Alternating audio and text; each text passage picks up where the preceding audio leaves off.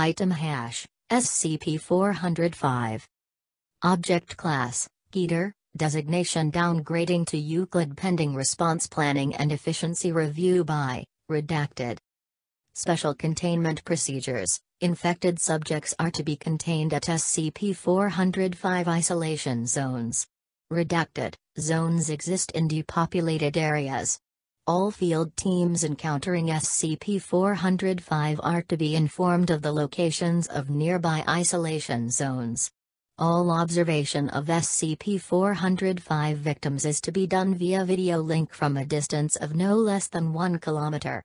If a subject suffering from SCP-405 is in the late stages upon apprehension, they are to be terminated and all individuals within 200 meters are to undergo Treatment Protocol 405 Alpha if an isolation area cannot be reached in time.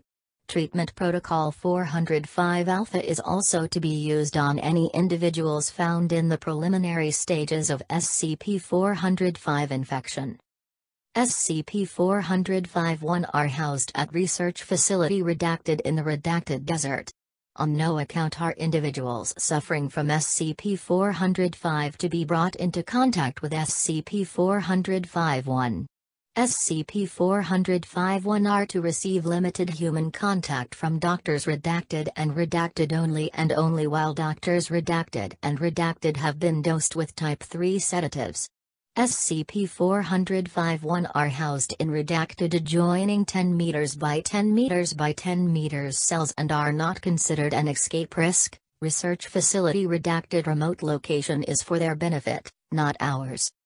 Description: SCP-405 is a contagious phenomenon of unknown origin that causes the uncontrolled development of telepathic capabilities in humans. The typical progression of the disease is as follows. Redacted % of cases do not follow this pattern. Primary stage, 0-2 days after exposure. No noticeable effect. Initial stage, 2-7 days after exposure. Subject begins to hear higher-order thoughts of nearby subjects, seemingly at random. Thoughts about the subject are most common. Subjects rarely realize that the heard vocalizations are not spoken. Secondary stage, 7-10 days after exposure. Subject now hears all conscious thoughts of nearby individuals. Subject will become aware of their telepathic nature. In some subjects, thought projection is first observed here. Subject will usually complain of earache and express a desire for silence. Sleep patterns typically become disrupted due to perceived noise levels. Escalation stage, 10-14 days after exposure. Over this period the range of the subject's abilities increases, typically to about 200 meters but occasionally far further. In a few rare cases where the subject has pre-existing telepathic capacity, as measured on the Meshevic-Lund scale, range has been shown to grow exponentially out to several kilometers, leading to the early onset of terminal stage. Subject hears all conscious thoughts of humans within this range, as loudly as if the individuals were speaking directly in the subject's ear. The first suicide attempts typically occur at this point as a result of sleep deprivation and perceived noise levels. Subjects also begin to uncontrollably project their thoughts to nearby individuals. MRI scans taken at this stage indicate several significant deformities in the audio cortex. Plateau stage, 14-28 days after exposure. No noticeable change in symptoms is evident at first, although many subjects begin to detect unconscious thoughts towards the end of this phase, including autonomic responses and reflex actions.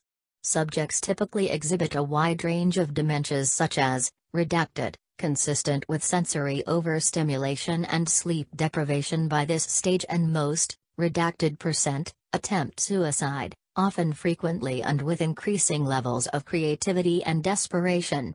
Restrained subjects will typically beg for termination or other extreme measures. One agent at this stage requested being used to examine SCP redacted, normally reserved for D-class personnel.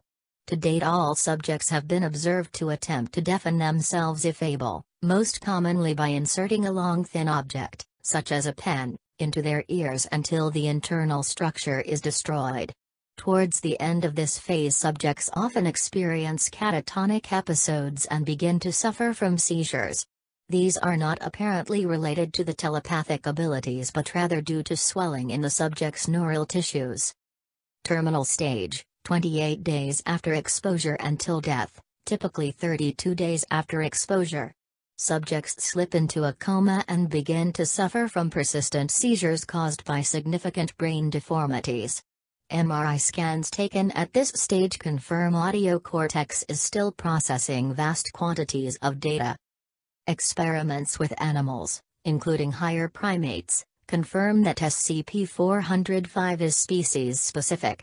The vector for SCP-405 is the subject's final mental vocalization, identified by most observers as a death scream. This vocalization occurs at the moment of death, regardless of cause, and has a range of at least 200 meters, although the more advanced the disease the greater the range. Individuals who hear this telepathic signal are infected with SCP-405. Outbreaks of SCP-405 appear spontaneously. There have been at least redacted in recorded history. The ultimate cause of these outbreaks is unknown. The earliest believed SCP-405 outbreak was in the town of Redacted, a famous ghost town, in Redacted. The entire population was recorded to have died either by their own hands or at the hands of deranged residents. Written records retrieved from Redacted are consistent with the symptoms of SCP-405. The cause of SCP-405 outbreaks is unknown, although 79% have been traced to some form of educational facility. Only 2 cases have occurred outside the continental United States. Outbreak Redacted occurred at Redacted, Canada, and Outbreak Redacted occurred in Redacted, Wales. Sufferers in the primary to early escalation stages of SCP-405 have been successfully treated with Treatment Protocol 405-Alpha. Subjects are administered twice the standard dose of Class D amnestics and placed in a chemically induced coma for 3 days. This appears to reset brain activity to a pre-infection state and allow abnormal development to subside. Success rate is Redacted % with greater success in the early stages. No treatment for the later stages exists. For an examination of disease behavior, please see the infected subject interview log. The use of Type 3 disaster synthesis quarantine measures are preemptively approved to contain large-scale SCP-405 outbreaks. To date, only redacted individuals have recovered from SCP-405 naturally. They gained sufficient control of their abilities to deal with small groups of individuals but are still incapable of dealing with more than redacted individuals at a time without exhibiting extreme stress. Seizures and other neurological conditions caused by structural brain deformities are common. Such individuals are referred to as SCP-405-1A to SCP-405-1 redacted. They have adopted the designations for themselves and no longer respond to their original identities, perhaps due to the fact that all staff think of them by those designations. The potential value of SCP-405-1 to the Foundation is unclear at this time. Addendum 405-01, storing SCP-405-1 in the same area was a bad idea. I am sure their personalities are just halting.